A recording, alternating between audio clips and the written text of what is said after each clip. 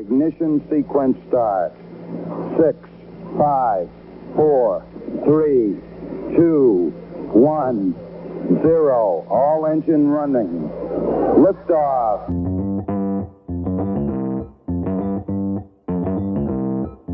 Live from Joe's mom's basement, it's the Stacking Benjamin Show.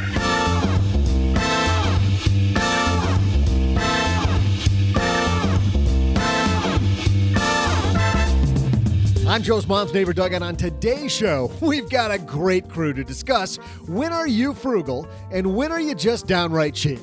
I'll have trivia, we'll discuss money headlines, and we'll answer a Bloom hotline call from Justin, who wonders where we might gamble on a few high-risk investment dollars. But good news, he isn't asking Joe that question. Helping out on today's show, we welcome from the Financial Grown-Up podcast, Bobbi Rebell. And from the Afford Anything podcast, Paula Pant.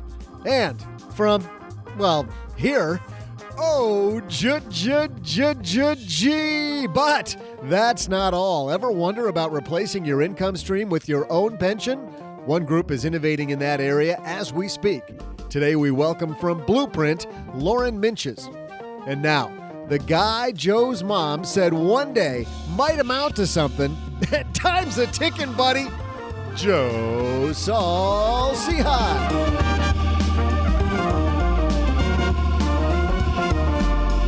Someday, maybe someday. Hey, everybody, I'm Joe Saul-Sehy, Average Joe Money on Twitter, and we're back. It's Friday. You made it through the week, and that means we're kicking off your weekend with another edition of the Stacking Benjamin Show. And as usual, across this card table from me, it's the one and only other guy, or as we call him, OG. It's me, here again. How about that? You made it back for a Friday. I pretty much live here, so you really do. Nice. Mom always plans dinner for you, which is good. She does. That's nice. Chicken card on blue today. I appreciate that. Very nice. Is that what that was? Yes. Don't tell her I said that. Otherwise known as bacon and chicken with cheese on it. But it sounds so much better than cheesy chicken and bacon, doesn't it? And the person I think of immediately when I think of cheesy chicken and bacon, all in Vegas from Afford Anything, Paula Pant. I don't think of any of those things, Paula, when I think of you. Yeah, cheesy chicken and bacon actually sounds pretty good. Let's go ahead. I got this really excellent limited time like organic sharp cheddar from Trader Joe's the other day. It's insanely good. I'll like stand there at the fridge and just like gnaw on a chunk of cheddar. I do that with those big Hershey Kisses that you get for Valentine's Day. Oh yeah. Well, the person who's the less healthy. Big Hershey's Kiss on this podcast, I don't know where that's going. She's in Colorado right now. She's the host of the brand new, awesome Financial Grown-Up podcast, also the former anchor of Reuters TV. We welcome Bobbi Rebell. Oh, thank you guys. So glad to be here. Well, I'm glad you had. Am I going to get some recipe tips while I'm here? Well, this is the financial tips and recipe show. One of those two we might make sense in is probably recipes over the other one. So tell me, why do you bring a microphone when you go on vacation to Colorado? Because because I am responsible for this podcast. As you know, it goes out 3 times a week because I take your advice, which we can talk about in a minute. And what if something goes wrong? I was good. I pre-taped. We're all of, like 8 episodes in, but I pre-taped stuff, but stuff happens. What if I have to retape something? So I'm a little paranoid, Joe. What can I say? Paula, she's prepared. I got to be ready. I was waiting by the phone for you to call too. Right, I bet. I think that's super smart. If you're a podcaster, then you've signed up for a lifetime of carrying a microphone around with you wherever you go. Right. Paula, do you carry your microphone? I bet you do. I do, yeah. Now you will. Yes, see? with me on trips. And what's the wrong few with you? times that I have not done that, I have always regretted it. There you go. OG. But see, I'm learning from the pros, Joe. Bobby, OG. I'm learning. OG just carries his microphone around just to show off. He's like, hey, look at this. Hey, everybody, check out my microphone. I just want to know how many people listen to the podcast understand what she means when she says I have to tape something. Right. What do you mean? What do you scotch tape it? Like, what are we doing? What do you mean we have to tape things? I say that all the time. You know what else I say all the time, Bobby? Yes, Joe. I feel like Joe is waiting for me to give him credit for the inception of this podcast. No, I say all the it was him. I know you're waiting for me to give you credit. Joe waits for me to give him credit for the inception of this podcast too. I've been waiting. Doesn't happen. I've been waiting like what, 6 years? No, Joe said he was going to extend me credit. I always say this episode of Stacking Benjamins is brought to you by Blue Apron. Yes. Oh, the recipes are coming back. The recipes. Yes. This is what I always say. Remember? Blue Apron's treating Stacking Benjamins listeners to $30 off your first order if you visit blueapron.com/SB. So check out this week's menu and get your $30 off with free shipping at blueapron.com/SB. /SB. It's cool. $30 off just because you listened to the show. How about that? And we're also brought to you by magnifymoney.com. You know, the place that you go usually when you're looking for all of your financial tools is that one bank down on the corner. Why would you do that when you've got this little thing called the interwebs at your fingertips? Well, at magnifymoney.com, over 92% of all the checking accounts, savings accounts, credit card, reward credit cards, consolidation loans, student loan programs, they're all in one place. Head to stackingbenjamins.com/magnifymoney for more. stackingbenjamins.com/magnifymoney. We're getting ready to roll, guys. We got a great show today. We're going to talk about a lot of stuff. So why don't we get this party started, huh? Hello, darlings. And now it's time for your favorite part of the show, our Stacking Benjamins headlines. Our first piece comes to us today from Kong Template. I like that name, Paula. Kong Template. Kong Template, personal finance blog. This is written by Kong Template, says the difference between frugal and cheap. This would be something great for us to chew on. I remember overhearing a conversation at a restaurant recently went a little something like this. Why do you never want to spend money on me? Because we're broke. No, we're not. You're just being cheap. Actual quote might have been harsher. No, I'm not. I'm being frugal. I mean, everybody's had this conversation, haven't we? Tell me, Paula, that you see yourself as frugal. Do you have friends that see yourself as just damn cheap? You know, first of all, the irony of that introduction is that conversation happened at a restaurant, which if you were truly broke, you would not be at a restaurant. Right. So the person saying you're broke is a liar. I mean, either that or a terrible manager of money. Yeah. I shouldn't say terrible. That sounds very judgy, right? Okay, it might be the case that they're broke and this is the one time every 2 months that they go to a restaurant. But seriously, somehow it adds a little level of irony to the introduction of this article. Bobbi, where's the line here between somebody just being cheap and being frugal? I think it's about, being selfish versus being generous. And they sort of allude to that. I mean, people that are cheap are, putting things onto other people to pay for them versus if you're frugal, you're kind of, spreading the love and trying to help everyone get ahead. So you're giving other people money tips and helping other people. But if you're cheap, you're kind of like, if you're at a restaurant, you're the one that says, oh my gosh, I got an emergency call and you're out of there before the bill comes. That kind of thing. That's not cool. That's just not cool. I know that intimately. Oh, yeah. Oh, geez, got to take that one off the list. Yeah. Len Penzo actually has an article on his website about the time that he went to a restaurant and didn't have his wallet and figured that out. For real? Oh. Yeah. Well, now you would never go without your phone. And there's a million ways to pay on your phone. So that one, tough to work these days. I don't know. I saw somebody recently do that. They were in line paying, I think at Target, realized they forgot their wallet, signed up for Apple Pay on the spot, in line. By the time they got to the top of the line, had their Apple Pay set up, paid normally. It's pretty, the world we live in, the amazing world we live in. It can also be foolish to be cheap also, because sometimes you buy stuff, you're being cheap, you buy crummy stuff, and it just doesn't last. So it's not worth it. It's better to be frugal, buy the really good thing when it's on sale, than just go for junk. It's interesting. Near the top of this piece, it says, it doesn't necessarily mean a cheap person tries to do another person harm, but it can take away from someone else's well-being. Reusing a paper towel does, in fact, save somebody some money. Maybe instead of buying 30 rolls a year, they'd only need to buy 10 since they reuse each paper towel. At less than $1 a roll, you save around $20 a year with the above estimates on paper towels, but at what cost? If you're reusing paper towels, OG, are you cheap or are you frugal? You're insane, I think. I think if your goal is to save $20 a year, you need to up your top line and earn more money.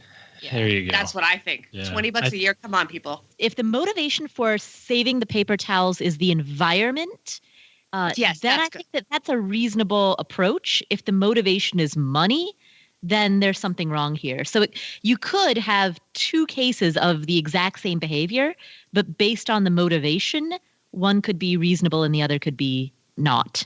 Yes. And to Paula's point, by the way, there are now towels that are made to be reusable, that are, absorbent, and then you can wash them. So that is both frugal and good for the environment. Right, Paula? OG calls those his pants. He just wipes everything on his pants. He's a dude. That's what we do. Once a week. Right. I'm really all about saving the environment. I only have to wash my jeans every 10 days. I think the difference between frugality and cheapness is being intentional or not.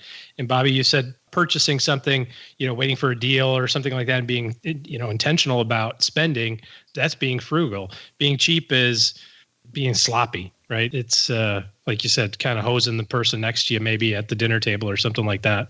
I want to talk about three of these concepts that he talks about in this piece that I like a lot. He talks about frugality.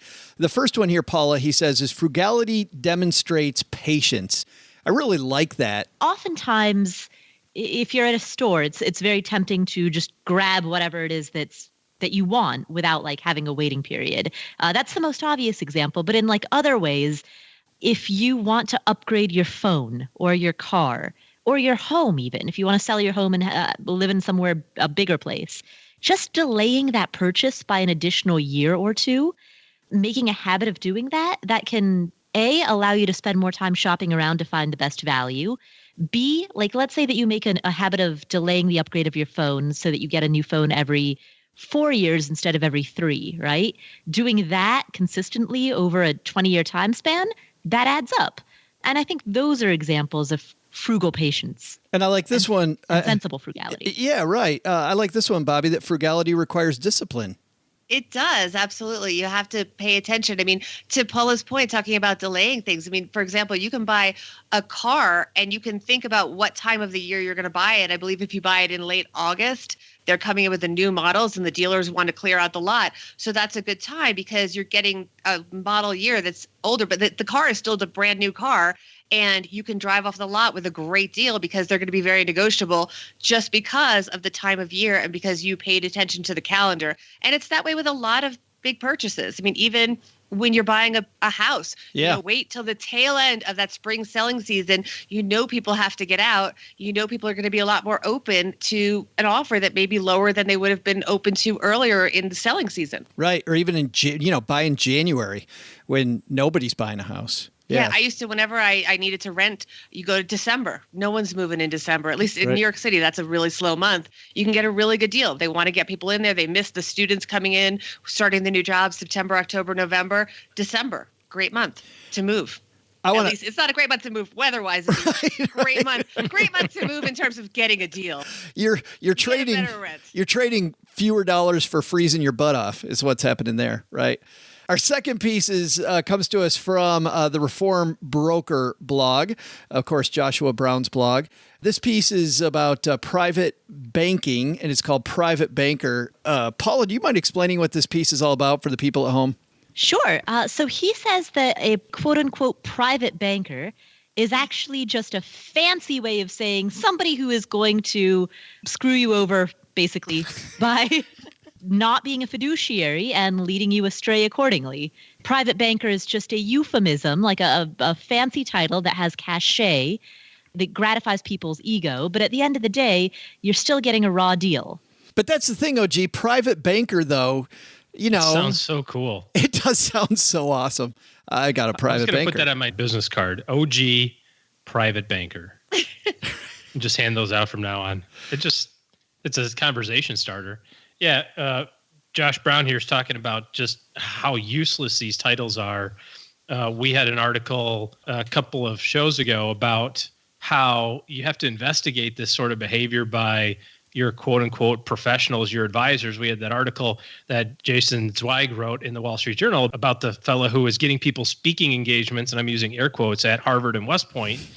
But all he was doing was renting a room at Harvard and West Point so that you could put on your website, I'm an advisor who spoke at Harvard, and those are all in air quotes. And we talked about how deceptive that was. No, that makes me so sad. Oh, Isn't that so ridiculous. disgusting? So That makes me sad. this is just the same thing, right? I mean, this is at a corporate level, right? And of course, They're salespeople. JP Morgan got fined $300-400 million for doing this. Basically, they're mortgage brokers that can sell JP Morgan mutual funds. No offense to JP Morgan, but they're called private bankers, so that's cooler.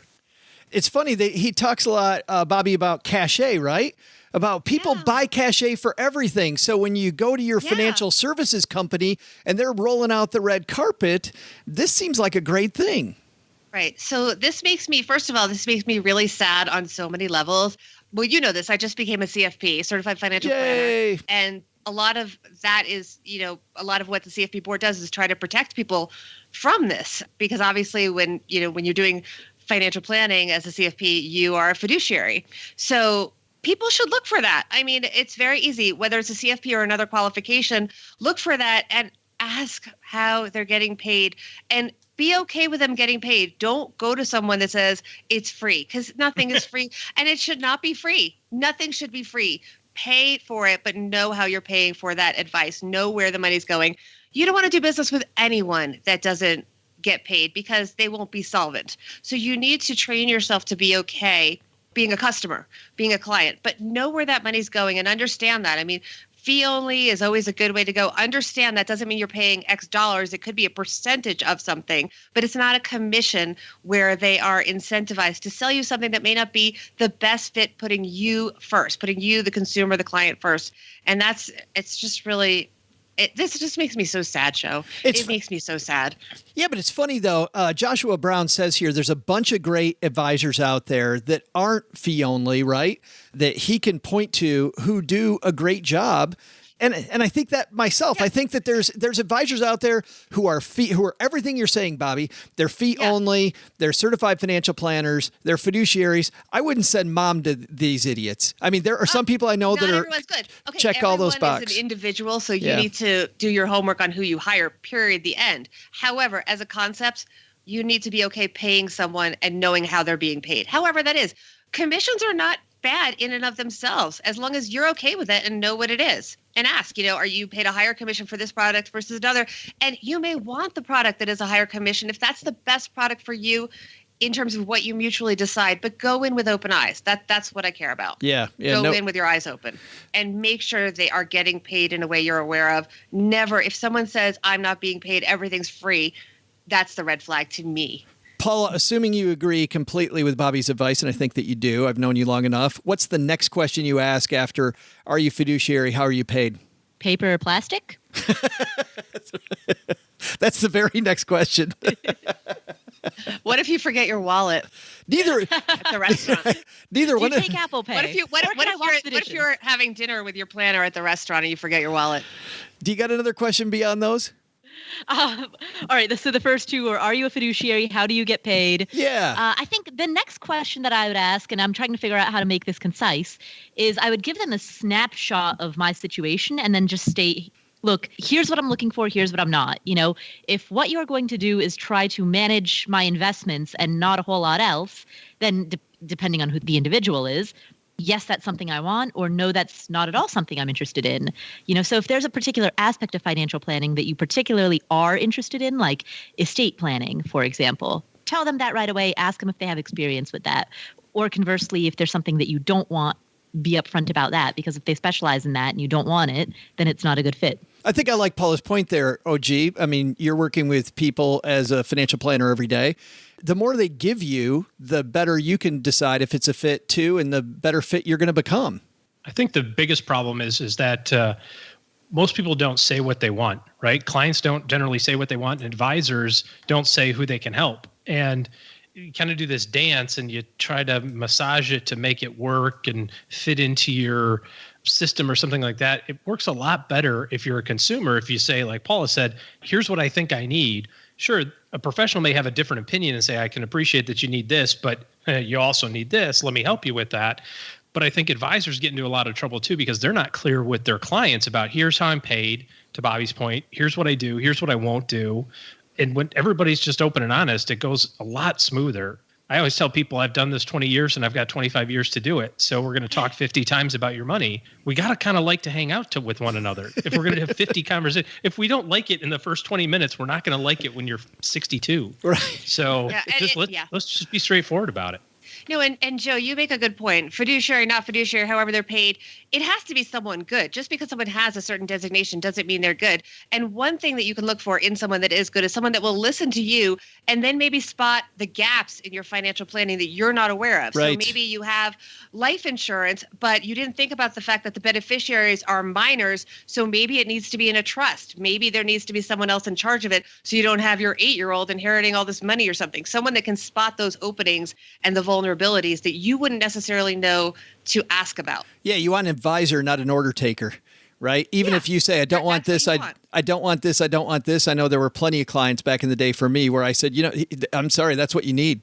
And here's the reason why. Right. You got to have this, this, this. And exactly. You're really messing up if you don't do it that way.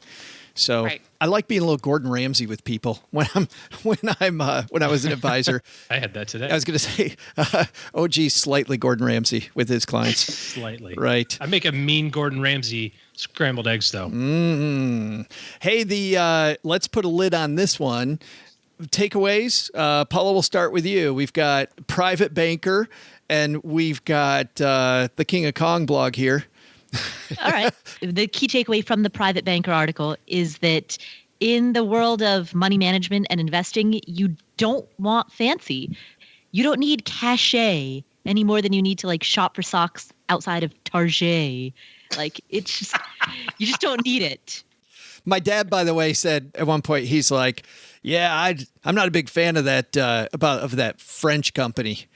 And I go, that French company, what are you talking about? He goes, Target.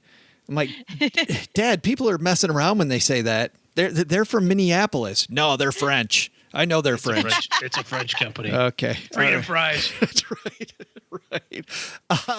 OG, takeaways? Oh, I've got a really great one. This is an example, and I'm holding a glass of wine, of a cheap bottle of wine. It was not a frugal decision because I'm going to throw the rest of it out. Was not good. There it is. Because it's terrible. So we tried to save money by being cheap, but we weren't smart about it. And we are gonna waste a bottle of wine. No, I'm kidding. I'm not gonna throw a bottle of wine out. That's ridiculous. Being frugal versus being cheap is about intentionality. You tell your money what to do, and don't just go out on a whim. Bobby, the last word. Key takeaway. Key takeaway from the fiduciary bank story, JP Morgan, is that banks are fiduciaries to their shareholders, not their clients. People need to keep that in mind and brace yourself, because if the market continues to be so rocky, as the market pulls back, more of this kind of stuff is going to be revealed, because people start paying a lot more attention to things like this when the market goes down and their accounts aren't looking so healthy. And isn't that sad? That's so sad. It is sad.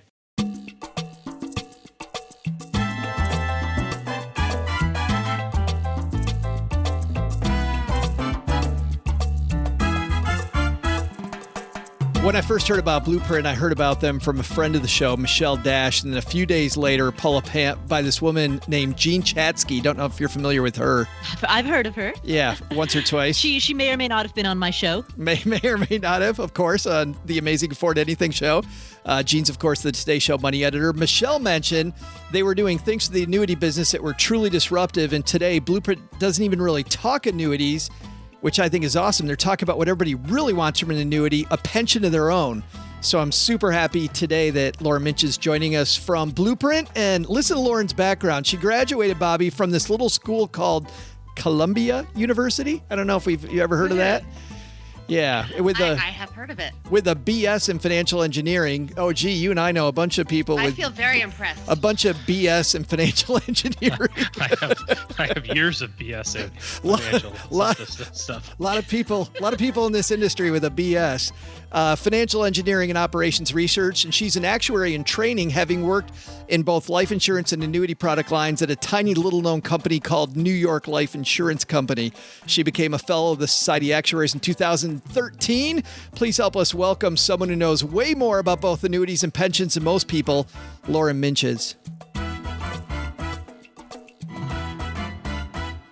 and Laura Minches coming down the stairs. How are you? Have a seat. Hi, I'm good. Thanks for having me. Well, I'm so glad that you would stop by Texarkana to talk pensions with us, because that world, it seems, Lauren, is a changing, isn't it? It is changing. I mean, today the word pension feels archaic just in and of itself. Nobody has them. They're for old people. But I'm excited to talk to you about why that's not true. Well, and I want to use, and we'll link to this in our show notes, I want to use a piece that you wrote on your website, blueprintincome.com, about this back at the end of January. And the piece is called Private Pension Plans to Replace Defined Benefit Pension. So let's look back, because a lot of people don't understand what the issue really is here. Starting off with pensions, where did pensions go off the rails originally? Well, pensions were really the bedrock of the American retirement up until about the 1980s. And that's when we saw the introduction of the 401k, which gave employers another option to provide for their employees for retirement. That, along with some other factors, caused the decline of pensions. And so today, when you think about retirement, all you really think about is the 401k or an IRA or some type of savings plan. But why did companies go with the 401k versus a pension? Was it because it was easier to administer? It kind of took the onus off them? Why did they go away? Yeah. So the pension, if you think about what it's providing, it's a steady paycheck for somebody for the rest of their life. And that means that the employer was taking on all these big risks for the employee. So the risk that somebody lives until 100, and that's very expensive because it costs money to live every year, or the risk that the stock market doesn't do well and your investments therefore perform poorly. Those risks were all on the employer in the old system with the pension, but with the 401k, they've actually passed on those risks to the employee. So now the employee just receives money from the employer, and it's on them to figure out how to invest it, and it's on them to make sure it lasts the rest of their life. Well, and based on these numbers that I have here from you in front of me, the 401k hasn't quite done what we hoped it would have done. No, the 401k, I like to say it makes you pre-retirement rich, but retirement poor, because while you're preparing for the retirement, the 401k feels great. You're saving money, you're watching it accumulate, especially when the market is doing well. But once you get to retirement, it is really hard to manage your lifestyle off of this account balance that moves around and that you don't know how to spread over your retirement when your retirement could be 10 years, 20 years, or 30 years. And to be honest, it's a problem that most people haven't really seen quite yet, because the 401k is only a couple decades old, which means we don't have many people retiring with just 401ks today. Yeah, it seems like we're just starting to get to that, right? With a lot of baby boomers retiring who finally are a group of people that a bunch of them have only had a 401k. I look at those numbers too, Lauren, though, and maybe part of the reason people are rich is also because we're not really saving into them like we should. That's right. And I think that's partially because you don't know what you're getting when you save into a 401k. When you accumulated a pension, it was very clear. I worked this number of years, and as a result, my employer is going to give me this benefit. But with a 401k or any sort of savings plan, it's very abstract because there's such a big gap between I save money and it sits here, and I'm going to use the money, and here's how I'm going to use it, and here's how much I need. And that's why if you look at any retirement calculator today, nobody can actually tell you how much to save. Right, right. There is no specific goal, and without a specific goal, it's really hard to do it, to get going. The interesting thing that you talk about next is that original pensions are based on this idea that really at Blueprint, you guys and other people's at the forefront of this are kind of riffing on this idea, these insurance-backed private pensions. Tell me more about these. Yeah. So in the early days of the pension system, employers were just paying insurance companies to offer pensions to their employees. So the insurance company took on all the risk, made it easy. It was just the employer giving the insurance company money and saying, hey, for all these people, provide them with a paycheck starting at age 65, continuing for life. Over time, the employers decided to manage it themselves for a variety of reasons, which eventually caused the decline in pensions. But the reality is that insurance companies behind the scenes have always been involved with managing risk, whether that's the risk of passing away prematurely or a car accident or a health issue. And one type of risk that they continue to manage is this pension, retirement, longevity market risk, where I need a set amount of money to live for an unknown period of time. What we do at Blueprint Income is take these insurance products, which are known as annuities, and turn them into an account that allows you to put money in, save just like you're saving in your 401k, but instead of just putting money in the market and hoping for the best. You actually are creating for yourself a pension that's steady, that's guaranteed, that's backed by the insurance companies. But here's what's so exciting about what you guys are doing is, we waited on purpose, I think, for about 6 minutes to say the word annuity. Right, because you and I both know that people are allergic to that word, but that's why this is so explosive. Is that annuity isn't the problem? The problem is the way a lot of these insurance companies have treated the annuity. That's right. Annuity, the pure word annuity is a fabulous thing. It's an exchange of money from me to the insurance company, where in return, they're going to give me a fixed amount of paycheck for the rest of my life, which is a huge concept. They're taking on, it's sort of the opposite risk of life insurance. Life insurance, the insurance company covers you so that if you pass away prematurely, your family has money to keep living. This is the opposite situation, where I could be one of those people that lives till 99, and boy, is that going to be expensive. I'm not prepared for that. Let me pay an insurance company to deal with that for me. That is what an annuity is. Unfortunately, because of the way products get sold and who's selling them, over time, some of the products have evolved to be more complicated, and some of the sales practices are not the best out there. What we're trying to do is bring the annuity back to what it was and what it really should be, which is this pure transfer of risk between an individual who doesn't know how to handle the reality of maybe living till 99 and an insurance company who is fully equipped to handle that. And this is what's exciting to me. So tell me about the modern annuity, because the modern annuity that you are talking about in this piece is way, way, way different than people have seen if they went to X insurance company and just looked at their variable annuity. This is a whole different beast you're talking about. Yeah, so the annuity market as it exists today is really for pretty wealthy people with a lot saved who are just about to retire. And that's partially because the products have had high minimums. So if you want to buy an annuity, you're typically doing it with $100,000 at a time, and you have to work with an agent or a broker to do so. And not everyone has an agent or a broker. So of course, the first thing we're doing is making this accessible online. You don't need to have any type of personal relationships to have access. You can just come to our website and sign up for an account. And we're making it more accessible because instead of doing it with $100,000, why not start when you're 35 years old with a few $1,000s and contribute a little bit over time?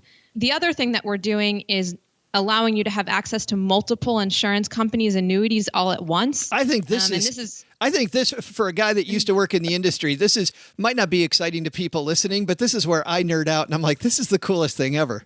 Yeah, everyone loves Amazon, right? And it's because you can see all these products one after the other, and you have your choice, and you can compare quality and you can compare price, and it's very easy to check out. It takes you 2 minutes versus what it used to be like to shop for things. And it's the same concept here. If you can see all of the different annuities from all the different insurance companies, their price, their rating, it's much easier to make a decision. You certainly feel well informed and like you're getting a good deal because you have everything in front of you.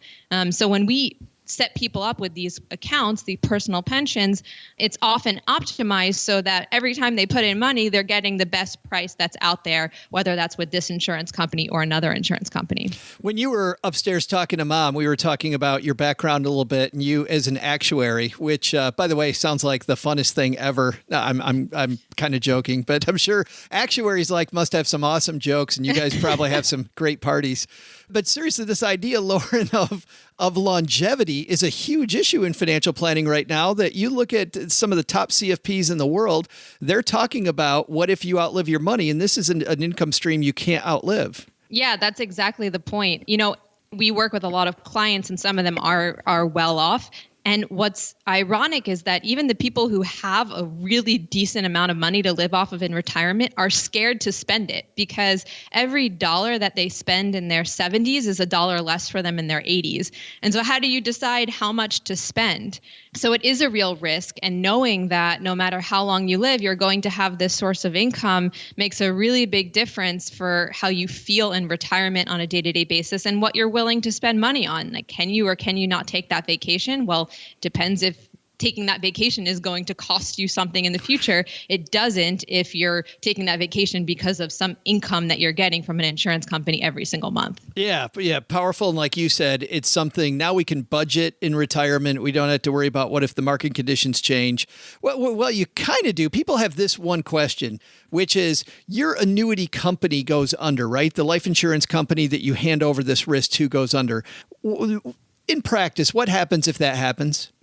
It's extremely rare that would happen to one of the companies that we work with. We have a cutoff at rating. So we only work with insurance companies who have a rating of A or higher. But if something were to happen to any of these insurance companies, there are guarantee funds at the state level.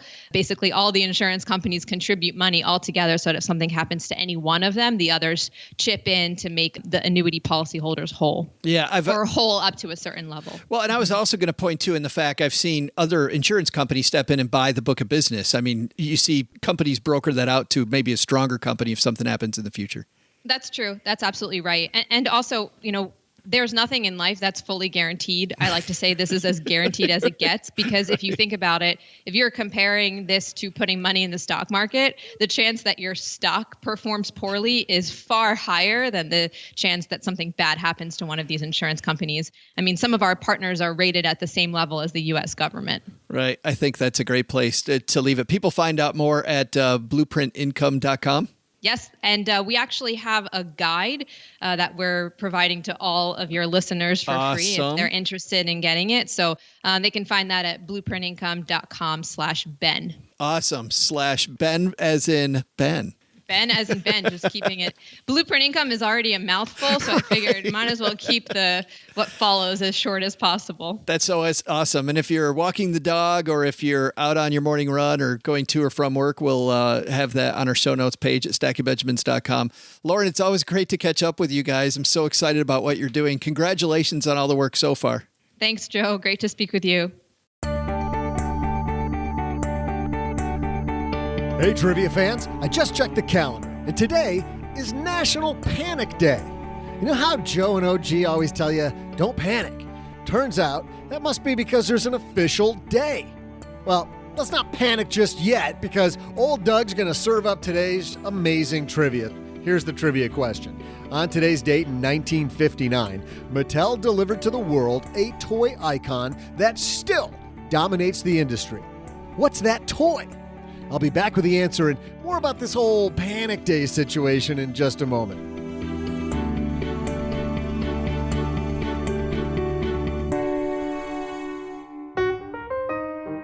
Hey, Stackers, we get used to those same daily routines, don't we? Wake up at the same time every morning, brush our teeth, park the car in the same spot at work every day, recite jokes in the mirror to be funnier than that jerk at the water cooler?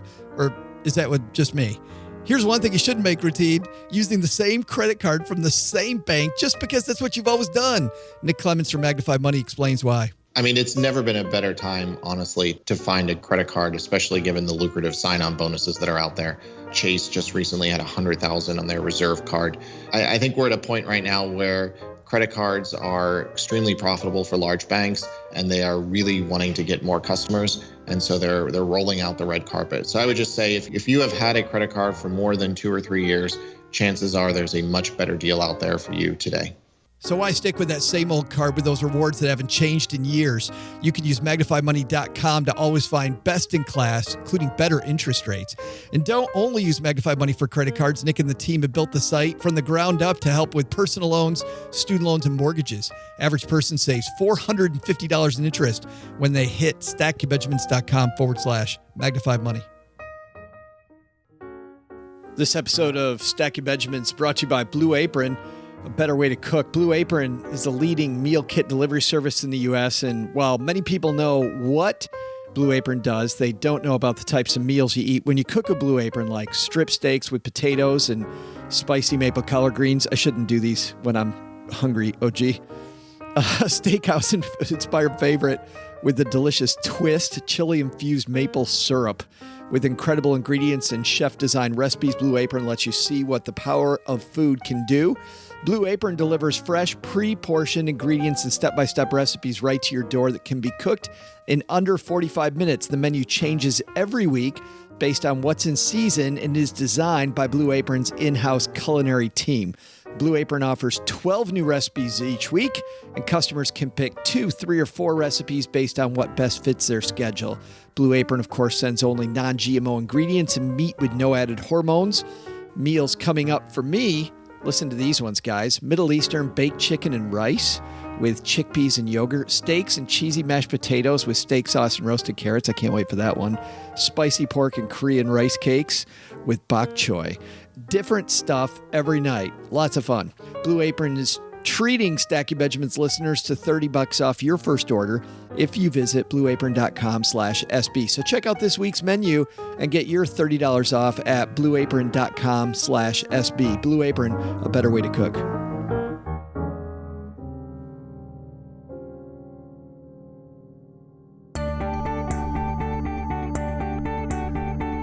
Hey, trivia fans, I'm Joe's mom's neighbor, Doug, and before we get to your trivia answer, I gotta say, I got some serious questions about National Panic Day. Is there a specific time we're supposed to panic, or is it like all day?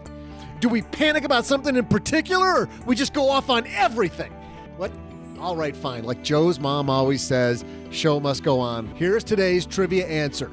Actually, let me back up. I'll give you the question again. The question was, on today's date in 1959, Mattel delivered to the world a toy icon that still dominates the industry. What's that toy? If you answered G.I. Joe, oh man, that dude had some serious kung fu grip, you would have been wrong. If instead you answered Barbie, you'd be correct. All right, that's one question answered, but there are way, way more questions I got about this National Panic Day. Like, if we have questions, is there a panic line I can call? What's this thing I've heard about a panic room? Oh my God, there's so many. How much panic is too much? It's crazy out here, people. Up is down, down is up. Cats are living with dogs. The Patriots lost the Super Bowl. What are we gonna do? Oh my God.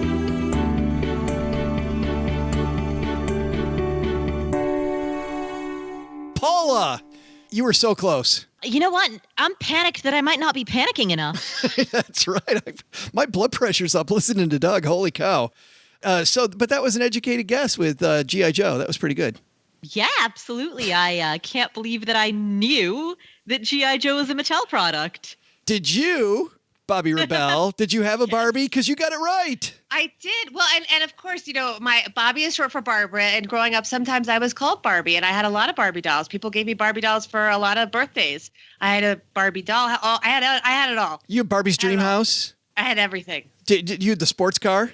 Everything. Yep, I got it all. But it's interesting because you can tell your insecurity because I said Barbie and then Paula said G.I. Joe, and I was like, ooh, I think she's right. Because G.I. Joe sounded fierce, you know? So when I was a kid, somebody made me an Indian Barbie.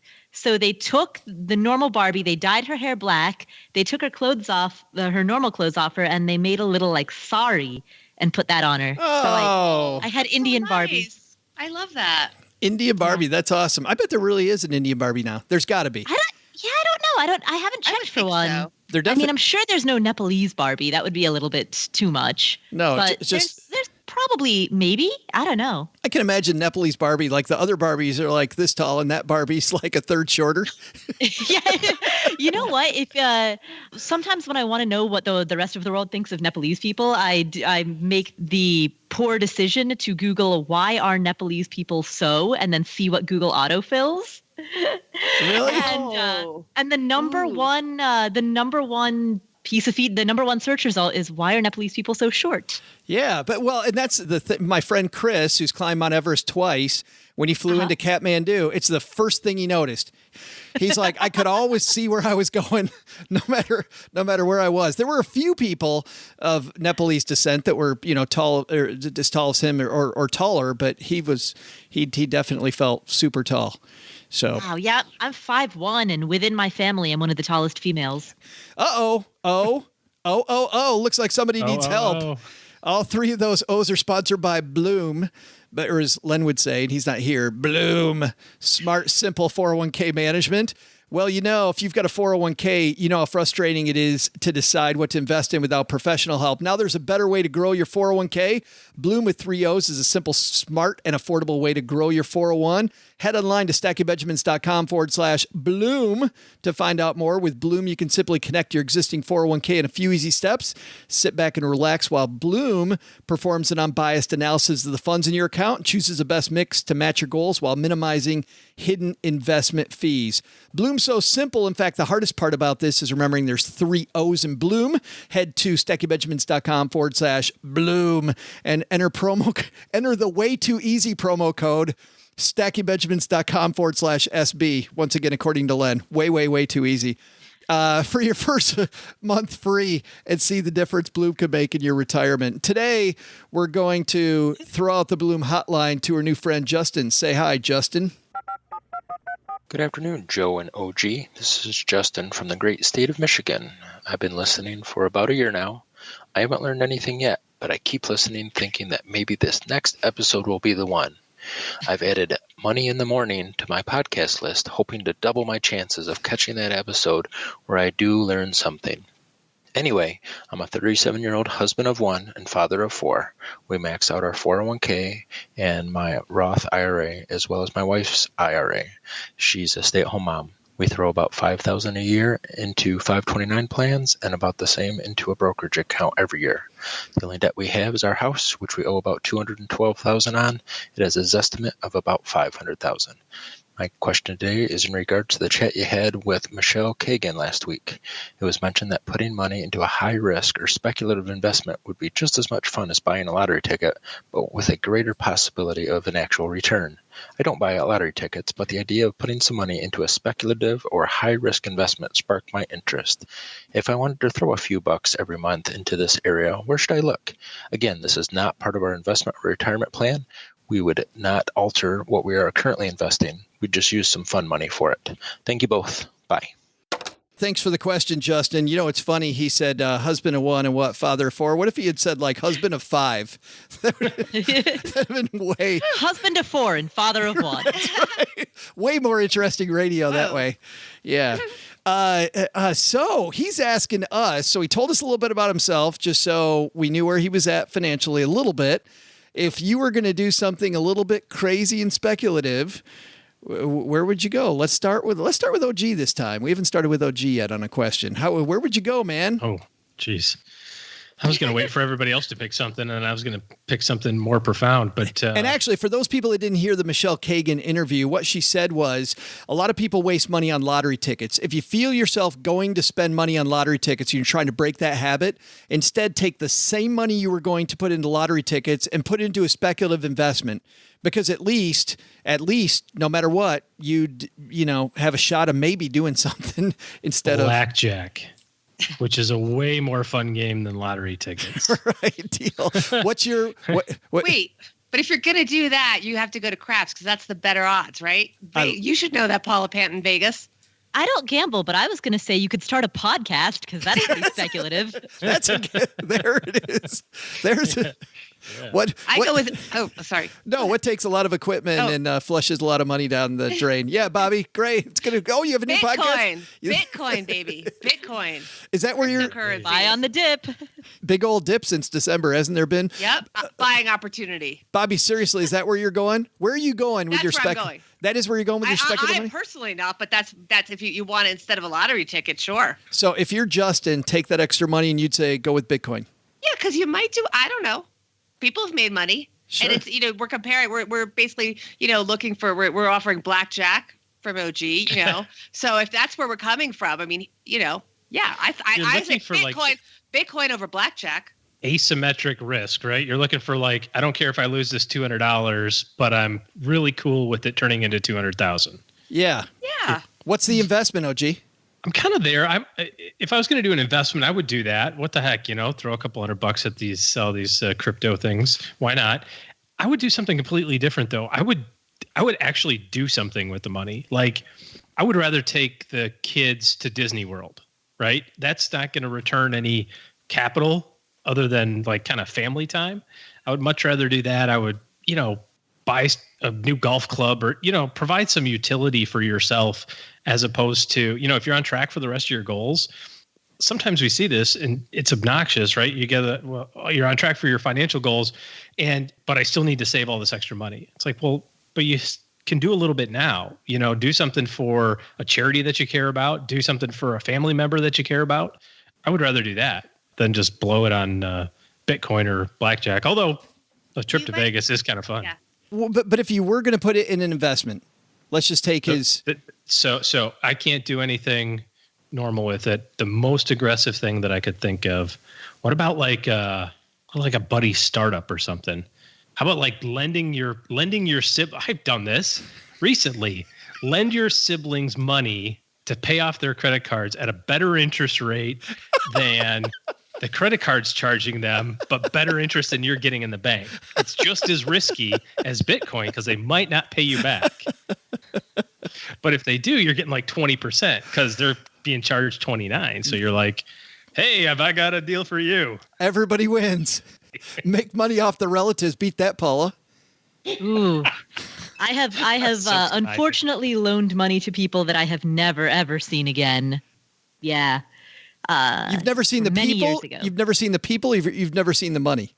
I've never seen the money again. Yes. Oh, you've seen it. It's just been not in your pocket. It's been on new cars and like, hey, check out this cool trip we went on. You're like, yeah, great. Exactly. About that $5,000 you owe me. I'm always a little bit mad at them. Like every time I see them spending, I'm like, hey, wait a minute. Why aren't you paying me back? Yeah. Isn't that crazy how the priorities have changed? But Paula, what's your investment? In terms of a purely speculative investment, I would do one of two things. I would either go into individual stocks, get an account with like Robinhood or Loyal3, one of those companies that allows you to buy individual stocks without paying any fees, and then pick whatever individual stocks strike your fancy and throw some money at that. I think he's very seriously asking, if it were you, which one would you pick? Oh, well, okay, so I do that. I've got a Robinhood account. I've got about $5,000 in there. And yeah, I just kind of spread it around among various individual stocks, which is not a strategy that I believe in, but hey, it's fun. But so you're not going to give us a name, are you? Oh, you mean which stocks? Yes. No, just one. If you were going to pick one stock right now that's throwing long, which one would you throw long on right now? Marathon Oil. Marathon. You said that before. See, I thought you were going to say Marathon Oil. Yeah. Marathon Oil. Ticker symbol MRO. Bobby, would you stick with Bitcoin? Yes, I would stick with Bitcoin. Okay. And you know what I do? I like these sector bets. I really like if you're playing around, like pick a sector. There's a little less risk there. It's probably less risk, Justin, than you're asking us for. But I like a water-based ETF. I like all this news about stuff that's going on with water. I find it interesting. I think loading up on water is something I would do. And it's healthy. Yeah, none of that is advice. Oh, with Bitcoin, there are now ETFs, so I might look into that. Look into an ETF with Bitcoins. Maybe modify the risk a little bit. Like a crypto ETF. Yeah. Yeah.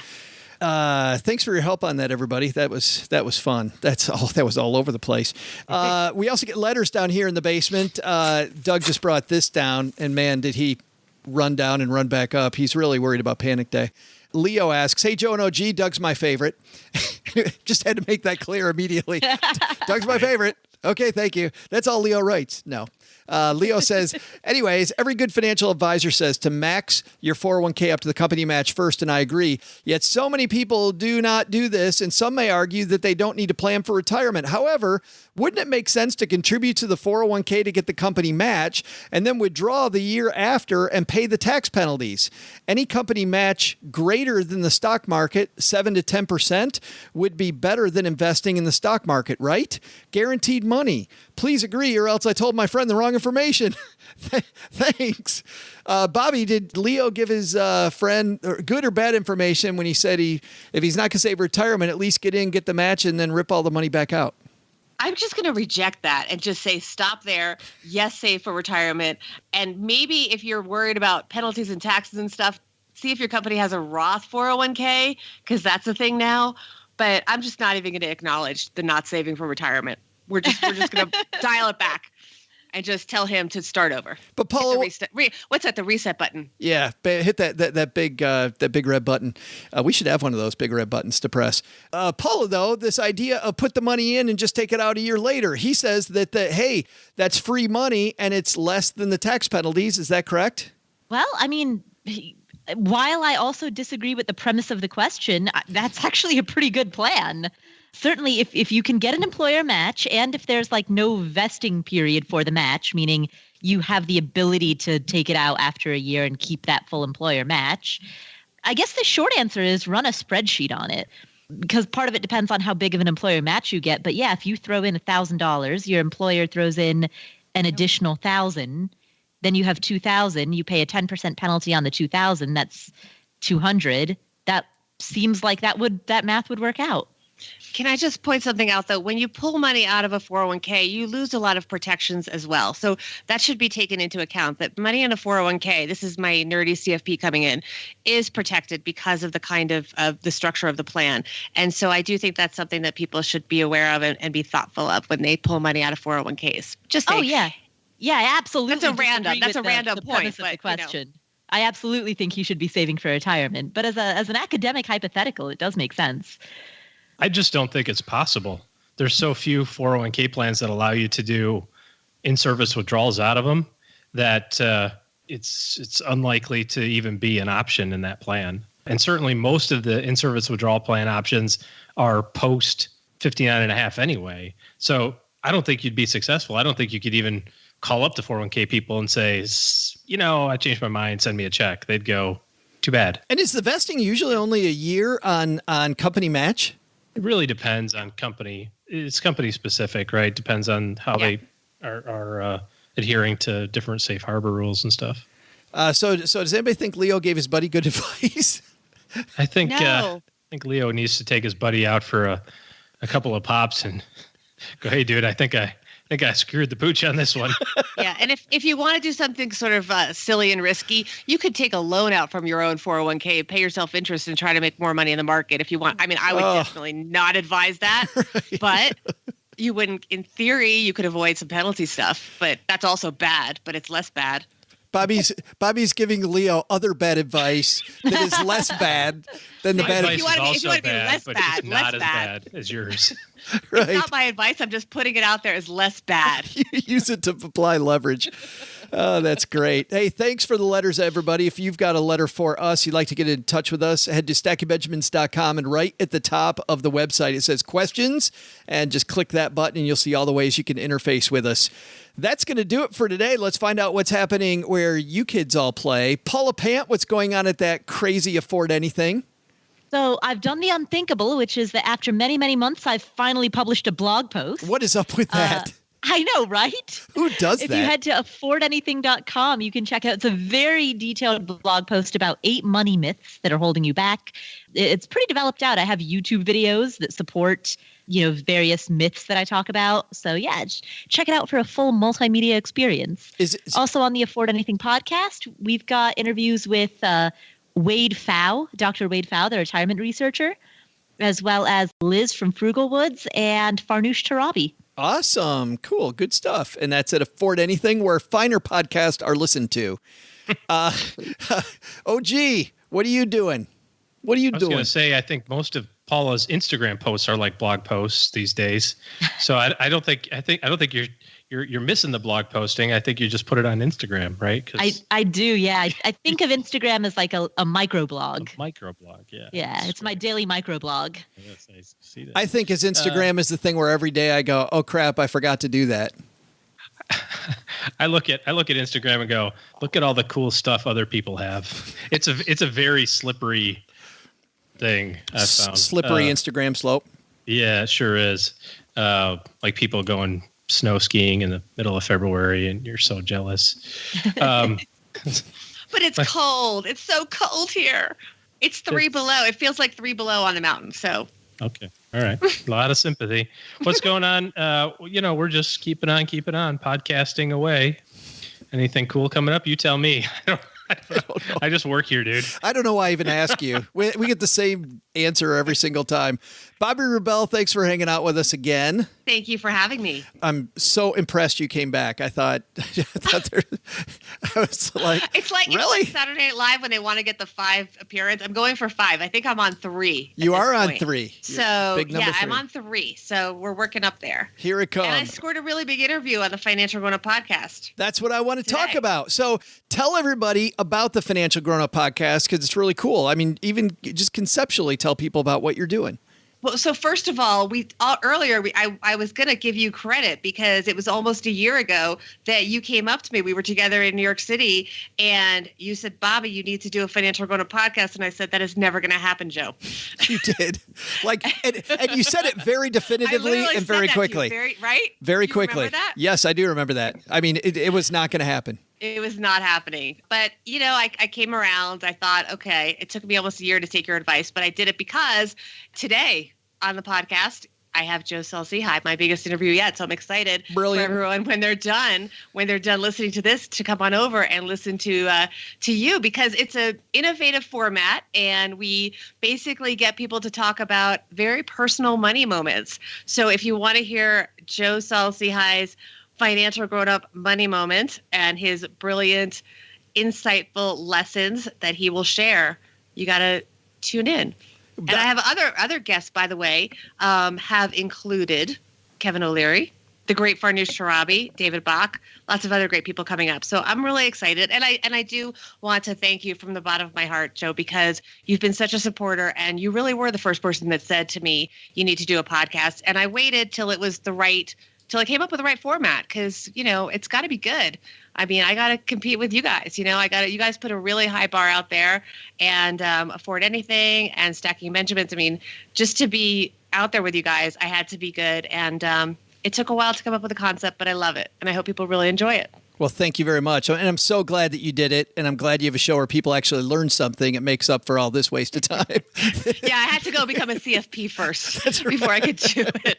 Well, and it does. So I can actually say something intelligent, but yes. It's so congruent with your brand. And if people want a preview of what I'm going to say on Bobbi's show, she talks about my financial grown-up moment. And I just said I'm still waiting for it. I hope someday I get there. Oh, no. Right. We're going to get it out of you. Oh, boy.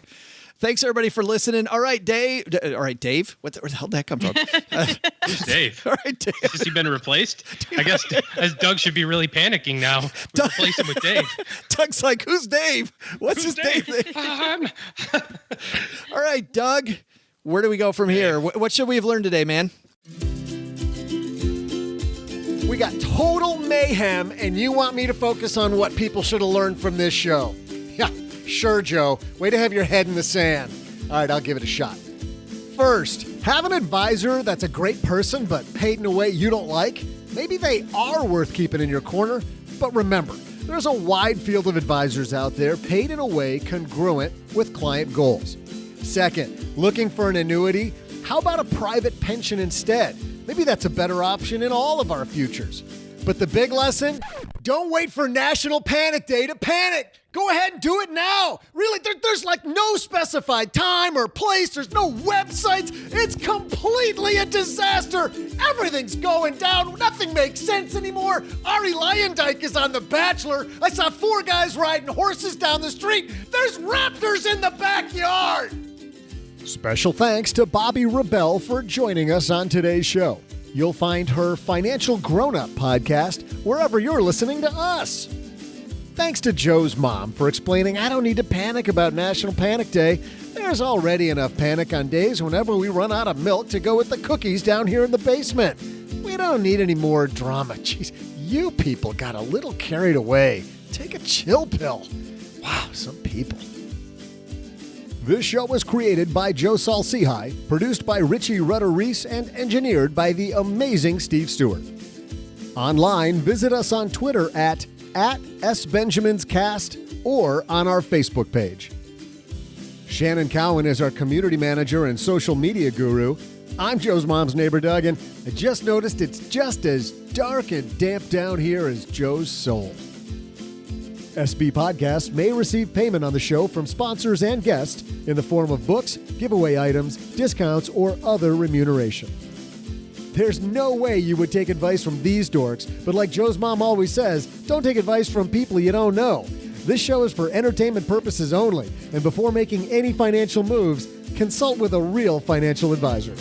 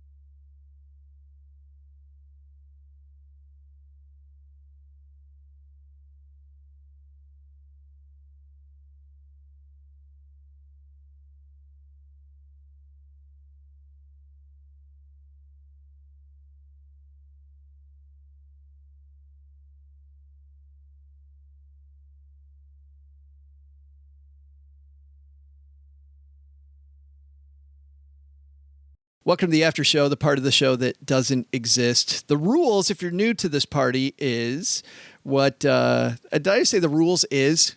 Yes, you did. Yes. The rules is. The B rules is. The B rules is. Therefore, thereunto pertaining. What happens in the after show stays in the after show, so we don't talk about it. So, Bobbi, did you know that? Did you know what happens here stays here? I did.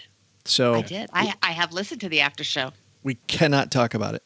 But we can talk about this question. I would love for you to tell this story about your entrepreneurial son. This is pretty awesome stuff. Oh, my goodness. Oh, gosh. So, I used to get all worried when I was a reporter at Reuters and I would go to E3 and there were all these shoot 'em up video games.